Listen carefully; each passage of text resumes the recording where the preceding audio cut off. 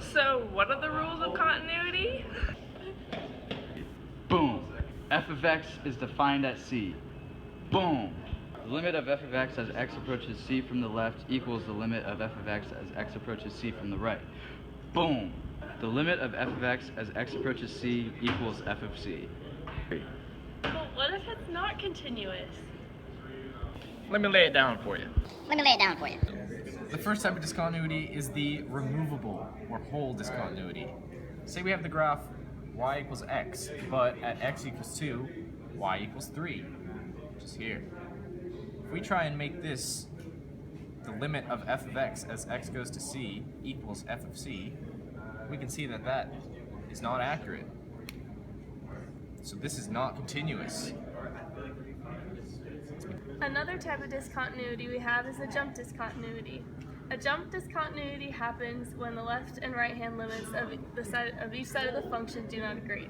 So here we have the graph of y equals negative x over 2 plus 5 halves as x is less than 3, and the graph of y equals x over 2 minus 1 half of x is greater than or equal to 3.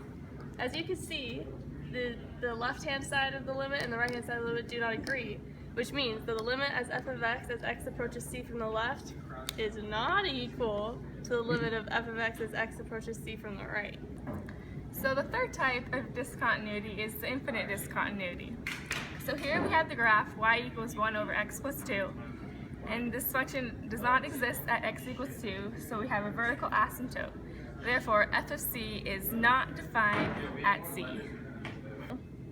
There's also an oscillating discontinuity, which kind of looks like this, but that only ever really happens with really specific trig functions, so you don't really need to worry about that. You just have to know that it's not continuous. Okay, so here's an example problem where we have a function that equals 0 in the denominator at the point we're given. So we have to try to rework it to fill the whole discontinuity. So what we're going to do is factor the top.